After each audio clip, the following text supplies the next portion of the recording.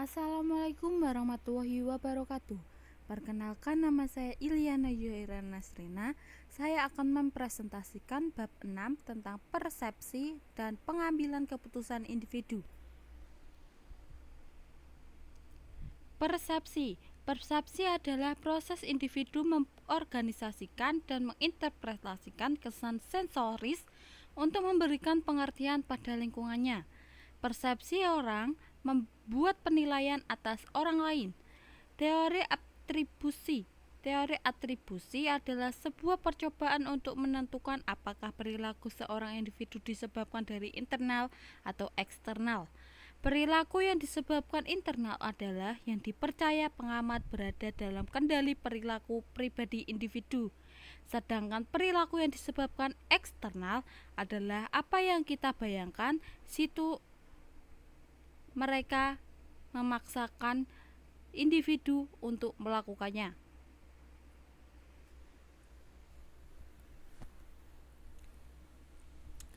Persepsi orang membuat penilaian atas orang lain.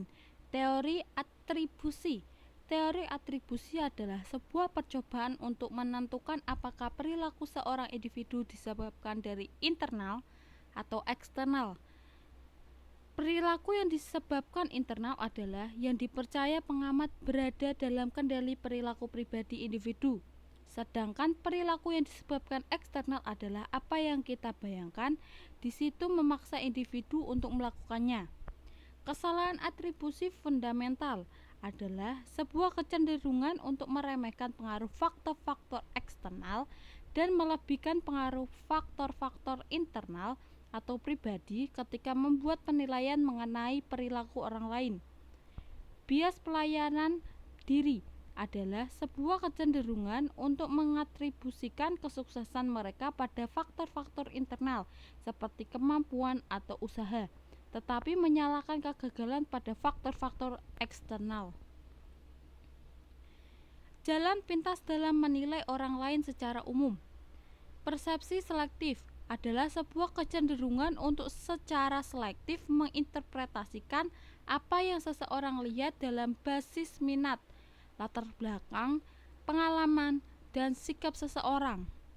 Efek halo adalah sebuah kecenderungan untuk menggambarkan impresi umum mengenai seseorang individu berdasarkan karakteristik tunggal. Efek kontras adalah evaluasi atas karakteristik seseorang yang dipengaruhi oleh perbandingan dengan orang lain yang baru muncul dengan berperingkat lebih tinggi atau rendah dalam karakteristik yang sama. Stereotip adalah penilai seseorang berdasar persepsi mengenai kelompok asalnya. Satu masalah dari stereotip adalah adanya generalisasi yang menyebar luas, meskipun mungkin tidak mengandung kebenaran ketika diaplikasikan pada peran atau situasi tertentu. Aplikasi spesifik dari jalan pintas dalam organisasi. Wawancara kerja. Sedikit orang yang direkrut tanpa melalui wawancara, namun pewawancara membuat penilaian spektual yang seringkali tidak akurat. Ekspektasi kinerja. Prediksi pemenuhan diri dan efek Pygmalion menjelaskan bagaimana perilaku seorang individu ditentukan oleh ekspektasi orang lain. Prediksi pemenuhan diri adalah sebuah situasi di mana seseorang secara tidak akurat menilai orang kedua dan ekspektasi yang dihasilkan menyebabkan orang kedua itu berperilaku dengan cara yang konsisten dengan persepsi asli. Evaluasi kerja. Evaluasi kinerja sangat tergantung pada proses spektual. Evaluasi yang bersifat subjektif meskipun kadang perlu adalah problematika karena kesalahan yang kita diskusikan persepsi selektif, efektif, kontras, efek halo, dan seterusnya. Hubungan antara persepsi dan pengambilan keputusan individu. Individu melakukan pengambilan keputusan pilihan yang dibuat dari dua atau lebih alternatif Pengambilan keputusan terjadi sebagai reaksi atas masalah, yaitu sebuah perbedaan antara situasi sekarang dan yang diinginkan. Setiap keputusan membutuhkan kita untuk menginterpretasi dan mengevaluasi informasi. Kita juga perlu mengembangkan alternatif dan mengevaluasi kekuatan dan kelemahannya. Sekali lagi, proses tekstual kita akan memengaruhi hasil akhir. Pengambilan keputusan dalam organisasi. Rasionalisasi yang dibatasi membuat keputusan dengan sebuah berbagai model sederhana yang menggali fitur dasar dari masalah tanpa mendapatkan semua kerumitannya. 1. Pengambilan keputusan rasional. Pengambilan keputusan harus membuat pilihan memaksimalkan nilai yang konsisten dalam batas-batas tertentu. Ada 6 langkah dalam model pengambilan keputusan yang rasional, yaitu menerapkan masalah, mengidentifikasikan kriteria keputusan, mengalokasikan bobot pada kriteria, mengembangkan alternatif, mengevaluasi alternatif, memilih alternatif terbaik. Model pengambilan keputusan yang rasional di atas mengandung sejumlah asumsi, yaitu kejelasan masalah. Pengambilan keputusan memiliki informasi lengkap sehubungan dengan situasi keputusan. Pilihan-pilihan diketahui. Pengambilan keputusan dapat mengidentifikasi semua kriteria yang relevan dan dapat mendaftarkan semua alternatif yang dilihat. Pilihan yang jelas. Kriteria dan alternatif dapat diperingkatkan sesuai pentingnya. Pilihan yang konsisten atau pilihan yang konstan. Kriteria keputusan konstan dan beban yang ditugaskan pada mereka stabil sepanjang waktu. Tidak ada batas waktu dan biaya, sehingga informasi lengkap dapat diperoleh tentang kriteria dan alternatif. Pelunasan maksimum, alternatif yang dirasakan paling tinggi akan dipilih. 2. Rasionalitas terbatas. Para individu mengambil keputusan dengan merancang bangun model-model yang disederhanakan yang menyuling ciri-ciri hakiki dari masalah tanpa menangkap semua kerumitannya. Bila berhadapan pada masalah yang kompleks, kebanyakan orang menangkapi dengan mengurangi masalah pada level mana masalah itu dapat dipahami. Ini disebabkan karena kemampuan manusia mengolah informasi terbatas, membuatnya tidak mungkin mengasimilasi dan memahami semua informasi yang perlu untuk dioptimalisasi. 3. Intuisi. Penggunaan intuisi untuk mengambil keputusan tidak lagi dianggap tak rasional atau tak efektif. Ada pengakuan yang makin berkembang bahwa analisis rasional terlalu ditekankan dan bahwa dalam kasus-kasus tertentu mengandalkan pada intuisi dapat memperbaiki pengambilan keputusan. Namun, perlu dilihat bahwa definisi intuitif dari para ahli adalah suatu proses tak sadar yang diciptakan dari dalam pengalaman yang tersaring. Intuisi ini juga saling melengkapi dengan analisis rasional. Bias dan kesalahan umum dalam pengambilan keputusan. 1. Bias terlalu percaya diri. Tidak ada masalah dalam penilaian dan keputusan yang lebih umum dan berpotensi menimbulkan bencana besar dari para kepercayaan diri yang berlebihan. 2. Bias jangkar. Kecenderungan untuk sangat tertarik dalam informasi awal di mana kita kemudian gagal menyesuaikan diri dengan baik untuk informasi berikutnya. 3. Bias konfirmasi. Kecenderungan untuk mencari informasi yang menguatkan pilihan-pilihan masa lalu dan mengabaikan informasi yang bertentangan dengan penilaian-penilaian masa lalu. 4. Bias ketersediaan. Kecenderungan orang untuk mendasarkan penilaian pada informasi yang siap tersedia bagi mereka. 5. Peningkatan komitmen. Komitmen yang meningkat untuk sebuah keputusan meskipun terdapat informasi negatif. Pengaruh dalam pengambilan keputusan, perbedaan individu dan batas organisasi. Perbedaan individu meliputi kepribadian.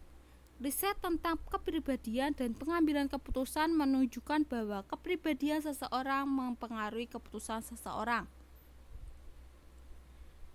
Jenis kelamin. Sebuah studi selama 20 tahun menemukan bahwa wanita menghabiskan lebih banyak waktu daripada pria dalam menganalisis masa lalu, masa kini, dan masa depan. Mereka lebih cenderung menganalisis masalah secara berlebihan sebelum membuat sebuah keputusan dan mengolah keputusan yang telah dibuat. Hal ini dapat menimbulkan pertimbangan masalah dan alternatif penyelesaian yang lebih hati-hati. Namun, hal ini dapat membuat masalah lebih sulit diselesaikan, meningkatkan penyesalan atas keputusan-keputusan masa lalu, dan meningkatkan depresi. Kemampuan mental. Orang-orang dengan tingkat kemampuan mental yang lebih tinggi dari mampu memproses informasi lebih cepat, memecahkan masalah lebih akurat, dan belajar lebih cepat sehingga mereka juga lebih sedikit beresiko salah dalam mengambil keputusan umum. Namun, kemampuan mental tersebut hanya membantu orang-orang untuk menghindari mereka dari beberapa masalah tersebut. Perbedaan budaya. Latar belakang budaya dalam pengambilan keputusan secara signifikan dapat mempengaruhi pilihan masalah, kedalaman analisis, pentingnya logika dan rasionalitas, dan apakah keputusan organisasi harus dibuat autokrat oleh seseorang manajer atau secara kolektif dalam kelompok. Batas organisasi meliputi evaluasi kinerja, sistem imbalan, peraturan baku, batas waktu akibat sistem, contoh historis. Bagaimana mengenai etika dalam pengambilan keputusan? Etika juga termasuk hal yang perlu diperhatikan dalam segala bentuk perbuatan keputusan. Ada 3 kriteria yang digunakan untuk melakukan sebuah keputusan, yaitu 1. Utilitarianisme, yaitu pembuatan keputusannya semata-mata berdasarkan keluaran atau outcome untuk menghasilkan sesuatu yang baik dalam jumlah yang besar dan umumnya dapat ditemukan dalam perbuatan keputusan berbisnis. 2. Whistleblower, yaitu pembuatan keputusan yang didasarkan pada hak-hak yang dimiliki seperti saling menghormati dan melindungi hak-hak dasar tiap individu. Hal ini diterapkan untuk memberikan kepada whistleblower, yaitu individu yang membuka masalah organisasi secara tidak pantas pada media atau pemerintah, menggunakan hak untuk berbicaranya. Etika perilaku, yaitu pembuatan keputusannya berdasarkan melakukan tiap peraturan yang dibuat secara adil dan fair, atau adanya keseimbangan dalam distribusi keuntungan dan biaya. Kreativitas, pengambilan keputusan kreatif dan inovatif dalam organisasi. Dalam pengambilan sebuah keputusan, seorang pengambil keputusan tidak hanya memerlukan pengambilan keputusan rasional saja, melainkan mereka juga membutuhkan kreativitas. Kreativitas mendorong mengambil keputusan untuk menilai dan memahami masalah. Model 3 tahap dari kreativitas. Kreativitas melibatkan 3 tahap, yaitu penyebab, perilaku kreatif, dan hasil kreatif atau inovatif. 1. Perilaku kreatif. Formulasi masalah adalah tahap pertama dalam perilaku kreatif, yaitu tahapan mengidentifikasi masalah atau peluang yang belum ada solusinya. Pengumpulan informasi adalah tahapan ketika kita mulai mengumpulkan informasi dalam upaya mencari solusi dari suatu masalah. Pemunculan ide adalah tahap ketika kita berusaha untuk mengembangkan solusi yang memungkinkan berdasarkan informasi-informasi relevan yang telah terkumpul. Evaluasi ide merupakan tahapan terakhir dalam perilaku kreatif, yaitu mengidentifikasi ide-ide atau solusi yang paling tepat. 2. Penyebab perilaku kreatif. Potensi kreatif, kepribadian kreatif. Seseorang yang memiliki karakteristik kepribadian kreatif memiliki potensi kreatif yang tinggi. Kecerdasan. Orang-orang yang cerdas, mereka mampu memecahkan masalah yang kompleks karena memiliki kreativitas yang lebih. Selain itu, mereka juga mampu menampung dan mengingat informasi yang lebih banyak, di mana informasi-informasi tersebut tentu mendorong mereka untuk mengembangkan kreativitas. Sifat keterbukaan terhadap pengalaman. Orang-orang yang terbuka dalam pengalaman bersifat lebih terbuka terhadap keragaman dan mau mencoba hal-hal baru. Tentu saja mereka memiliki pengalaman dan pengetahuan yang lebih dibandingkan orang-orang yang tertutup terhadap pengalaman, di mana pengalaman dan pengetahuan yang lebih akan mendorong mereka untuk lebih kreatif. Keahlian. Keahlian adalah hal utama dalam semua pekerjaan kreatif, karena orang yang ahli dalam bidang tertentu memiliki kemampuan, pengetahuan, dan kecakapan yang dibutuhkan untuk mengembangkan kreativitas dalam bidang tertentu. Lingkungan kreatif. Potensi kreatif tentunya harus didukung juga oleh lingkungan yang dapat merealisasikan potensi kreatif tersebut. Faktor-faktor lingkungan kreatif mencakup 1. Motivasi internal. Motivasi internal yaitu mendorong seseorang untuk berperilaku kreatif sehingga menghasilkan sebuah yang kreatif pula. 2. Lingkungan organisasi. Kreatif juga diperlukan oleh lingkungan organisasi. Aturan dalam organisasi harus memberikan kebebasan para anggotanya untuk mengembangkan ide sehingga akan mendorong kreativitas mereka. Budaya. 3. Budaya, ada kepemimpinan, ada keberagaman anggota tim. 3. Keluaran dari kreatif atau inovatif. Perilaku kreatif tidak selalu menghasilkan hasil kreatif atau inovatif. Keluaran atau outcome dari perilaku kreatif adalah ide atau solusi yang baru dan berguna bagi mereka yang berkepentingan. Sebuah ide dan solusi mampu dikatakan kreatif apabila mereka memecahkan sebuah masalah. Ide kreatif akan percuma jika tidak diimplementasikan. Para individu dapat mengimplementasikan ide-ide tersebut ketika mereka termotivasi untuk mengimplementasikan dalam praktik nyata. Selain itu, iklim organisasi harus mendukung adanya pengembangan kreativitas sehingga mampu menciptakan inovasi. Terima kasih. Sekian presentasi dari saya. Bila ada kesalahan kata atau kekurangan atau kecepatan, mohon dimaafkan. Wassalamualaikum warahmatullahi wabarakatuh.